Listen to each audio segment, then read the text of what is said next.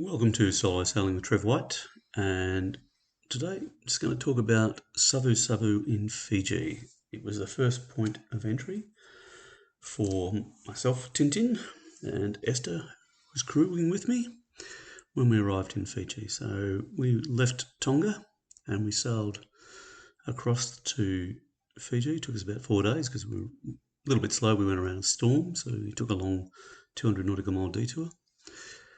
However, Savasavu is a fantastic entry point and lots of yachts use it. There's the Ark Rally, which we encountered. That seemed like everybody's first point of entry into Fiji was Savasavu, and it makes a lot of sense. If you're coming from Tonga or you're coming from Samoa, it's a relatively straight run. If you come in high on the islands, you can get around a lot of the sort of dangers, and it's relatively straightforward. But I mean, everybody needs to assess that at their own merits. A lot of the Ark Rally people are trying to access the outer islands. They go in there first and then they come across to Savasavu. It wasn't the case for general entry boats. You have to go into Savasavu or another approved point of entry. But coming into Savasavu in the daylight hours is dead easy. It's a reasonably large river. Has some markers, but during the daylight hours it's reasonably easy to navigate. There's lots of moorings. It is hundreds of moorings in this river, and generally there's a lot of boats as well. As you navigate into Savusavu, you're coming through an entrance. If you stay in the middle of the entrance, it's relatively easy. There is a ferry terminal just on the starboard as you're coming in, but you can get around the ferry if it's there without too many dramas. Just be careful if there's a ferry coming in or out. You also see from time to time barges and that being pushed up and down the river because they're still doing some work on one of the marinas there, which is the Nadi marina. But the first marina you'll come into or come across is Watui Marina. It's on the starboard side. It's a little boat shed, older looking building, has a jetty, and there's a number of moorings. That's the first, and then you go through a bit of a dogleg, up a little bit further, and then the next marina is called Copper Shed. And they're probably the most active on the radio trying to get business. They've probably got 100 moorings in the river. Off to the left or off to your port is Nadi Marina. So the others are all moorings and with some limited slips. Nadi is a proper marina with berths, everything up to super yacht. So around the back that you can't see on entry is small berths. On the front is all the super yachts and larger vessels. Then there's one more marina or mooring field right up the end of the river, and that's through a bit of a maze. I wouldn't do that unless they're actually directing you to get up there. It tends to be sort of people are leaving the boat for a longer period of time, or they're trying to do haul outs on some vessels. So that's what you find. The marina that I used was Watui, and we came in. There was a few vacant berths. It just seemed easy. We picked up a mooring, and then we contacted them and waited for them to come out and have a chat to us. They then organised the customs and immigration people. They let them know that we're there, and then they provide a lift out for those people to your vessel. So it's a pretty slick operation. It doesn't matter whether you use Copper Shed or Nadi, they all provide the same service. They notify customs and then they bring the customs to your boat and take them back. Copper Shed charges a fee. I'm sure Nadi charges a fee. Watui wasn't charging a fee when I arrived, which was a pleasant surprise. And they're really nice people. Like the Watui, moorings and little marina office there. Super friendly. It's probably twice the price or even 3 times the price. It's a lot quieter. There's only the marina boats and guests who come to the restaurant. There's no public access unless you go by their private dinghy or your own dinghy. And it's a really nice facility. It's supposed to be cyclone rated. That hasn't been tested yet, but it looks pretty robust, and it's in behind an island. So I guess time will tell. The other mooring fields do have some cyclone-rated moorings, but that is very debatable from talking to different locals. But anyway, the good thing is not to be there during a cyclone if you can help it. If you're going to leave your boat, then maybe you would leave it in a marina, tied up. But once we'd got in there and we'd tied up, we cleared customs and all that I discussed in the last video. We just went and had a bit of a look around town, and Watui, just near there's a supermarket, a couple of shops, the customs office. Across the road is a service station, which is really handy when you're lugging fuel jugs. And the grocery store wasn't great, but it had all the basic essentials. And then there was a little gourmet deli, and also doubled as a wine shop. So they had a really good range, a bit more expensive, but they had things that other places wouldn't stock. In town, there's a number of supermarkets, so when you're provisioning, you just have to go from supermarket to supermarket and find what you personally like and what the supermarket has, shop around, and you can generally find most of the things that you want. The other one was a little butcher. There's a little butcher tucked up behind the customs office, and they sell frozen meat, frozen bacon, a range of different small goods, and it was really well priced. It comes from Taviuni, which is a local island, and I found the meat to be excellent quality.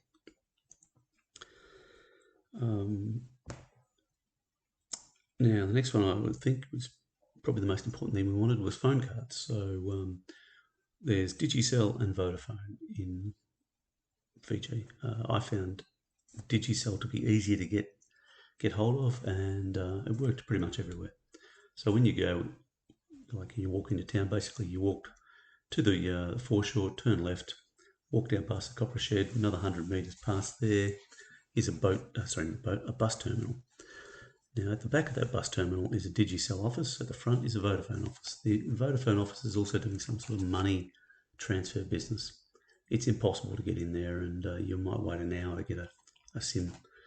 The Digicel, we walked in there for 35 Fijian dollars, got 125 gig of data, a phone card. They put it in, they made it work within about 5 minutes. It was a fantastic service, incredible value for money. I wish in Western countries we had that value for money when it came to data.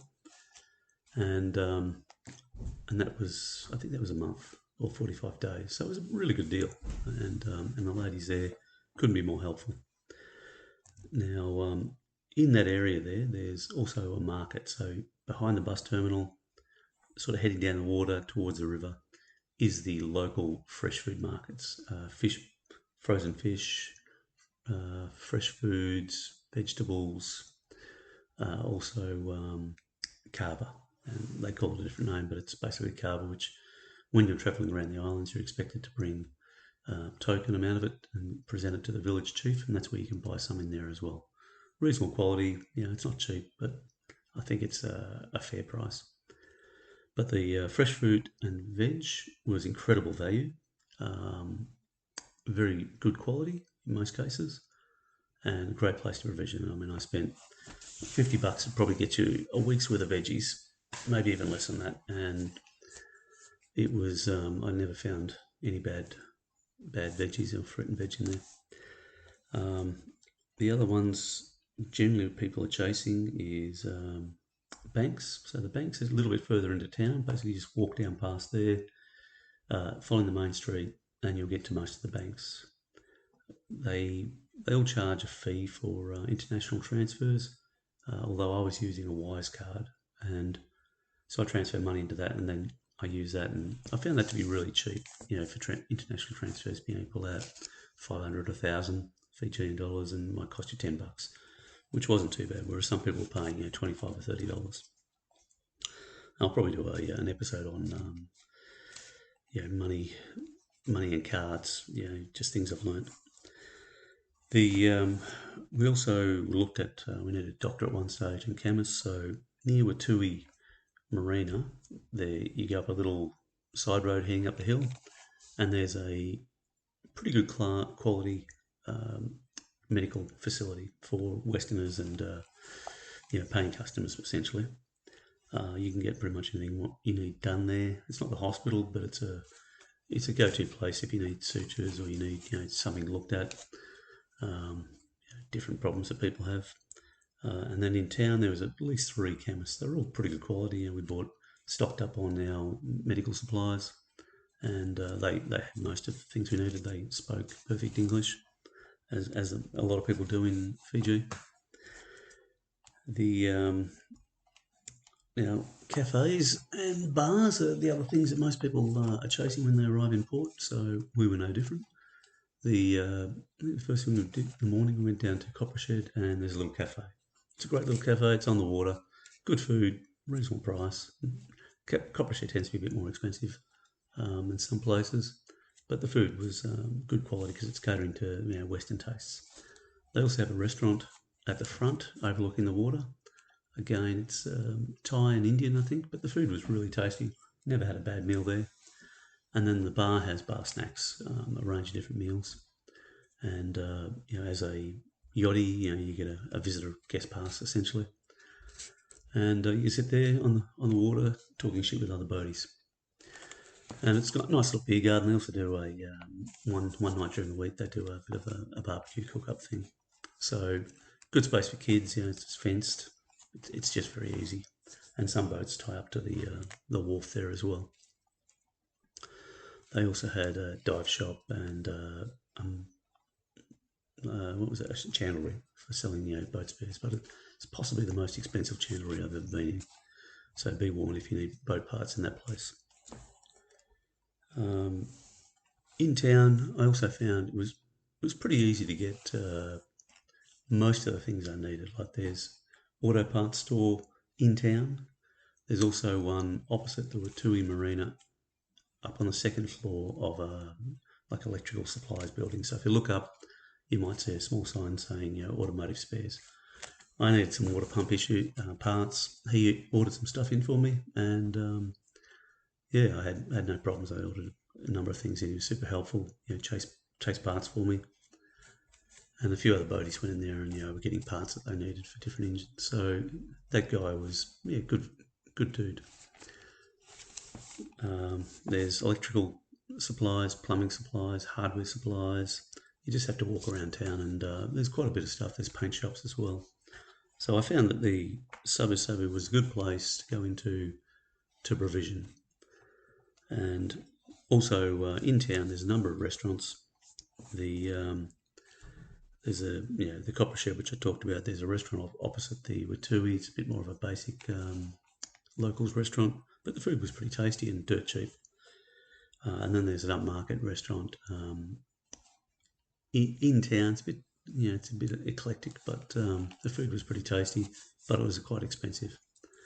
So there's at least 3 or 4 decent food places and a couple of quirky ones, which you'll see. There's a number of bakeries.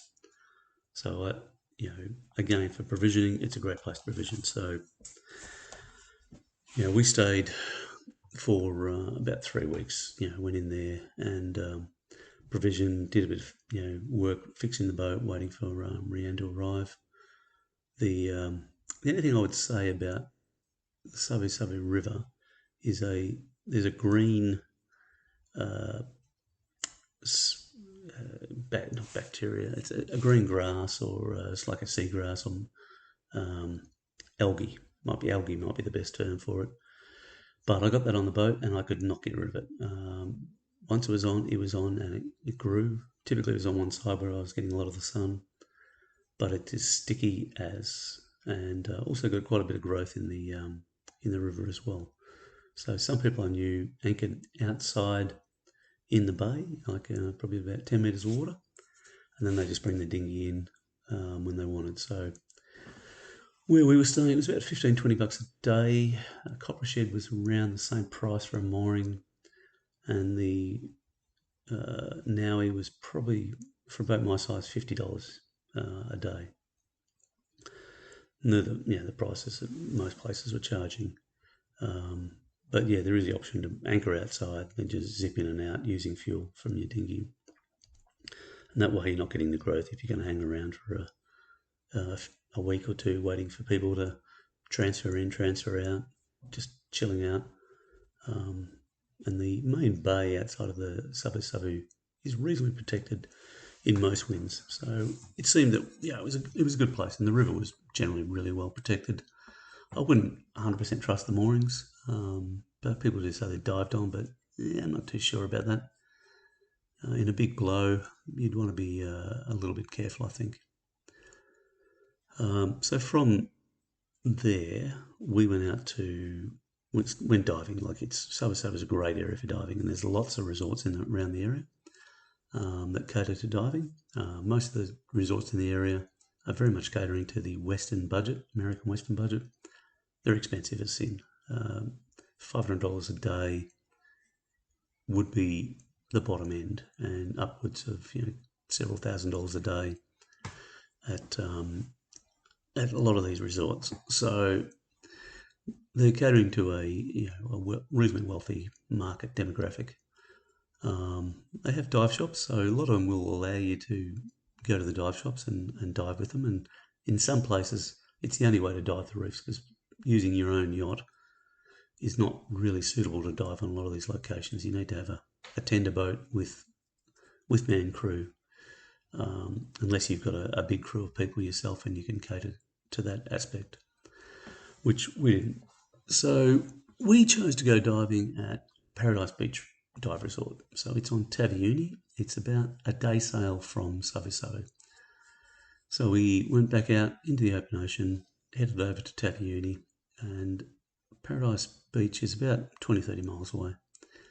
We got in there. They've got about 4 or 5 decent moorings, because it can get quite rough there, and in some aspects they ask you to leave because the moorings are not rated to like storm, and you gets a decent swell coming in, really rough conditions. So boats on one occasion when we were there had to get up and leave. We were in a mooring which was really tucked in, so it was quite okay, but other boats are getting thrown around, so they just up and left. And then there's probably anchorage room for about 10 or 20 boats.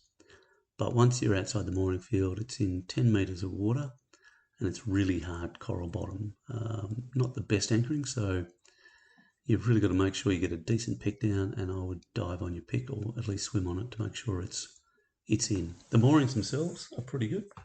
I still ended up diving on the mooring at Paradise Beach and taking some of my own stainless steel tie wire down and reinforcing the shackles, because it's a pin in the shackles which can come out in some of these places.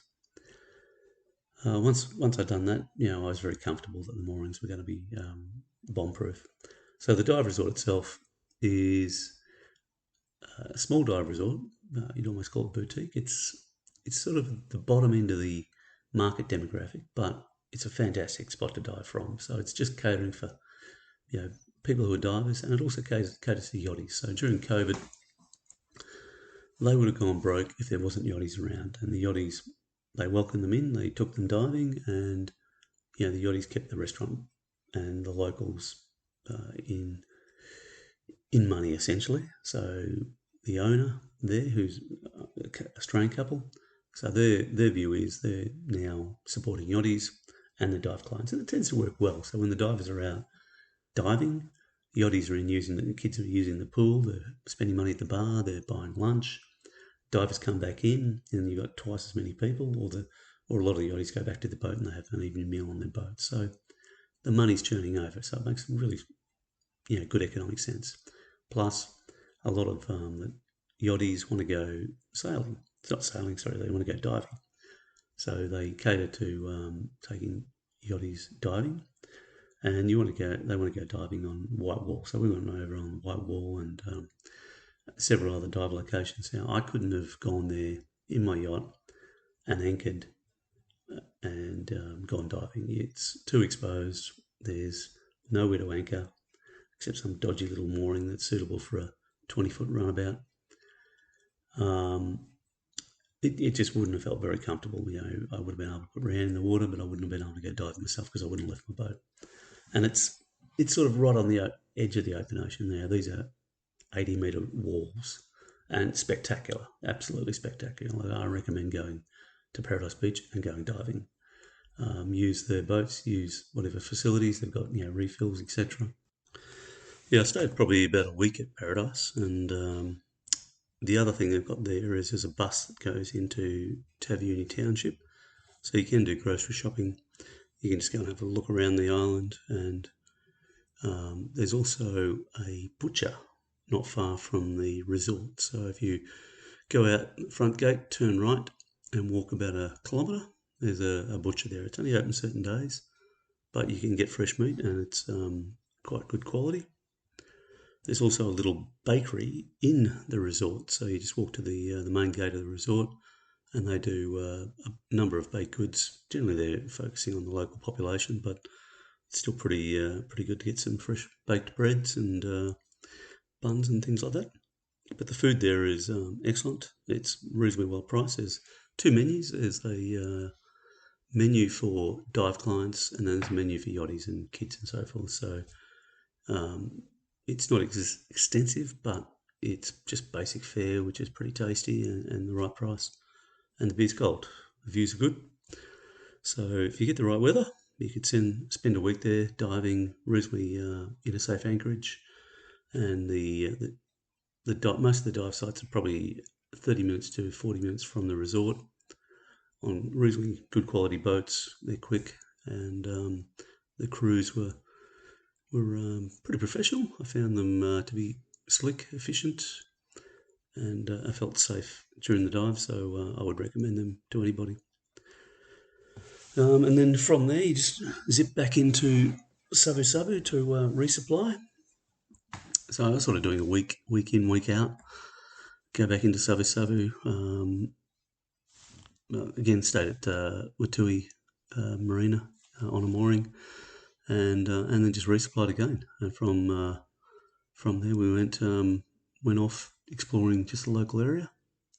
So yeah, Savasavu is a good base, and you could probably spend a month bouncing in and out of around the local area, just exploring like Rainbow Reef, Paradise Beach, some of the other areas to the south.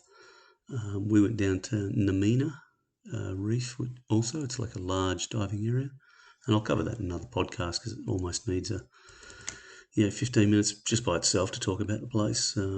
Interesting, but it had many challenges. So yeah, I think I'll wrap it up. Thank you for joining me, and I hope it gives you a bit more of an insight into Savusavu. I'll put some information on a website with some maps, key points, key locations, and that way, if you listen to the podcast and you're trying to work out where the customs place is, or the hospital, or the banks, the market had me stumped for a couple of days. I was just couldn't work out where people were pointing for the market, so I was walking around, but it turned out that it was just down the hill next to the river. And once I found it, it made so much sense. But that was just a small town with a reasonable range of facilities, and even had a boilermaker or a metal fab guy. I was trying to get some anchoring gear fixed. So yeah, it has a good range of equipment. But anyway, that will be enough for today. Thanks for joining me.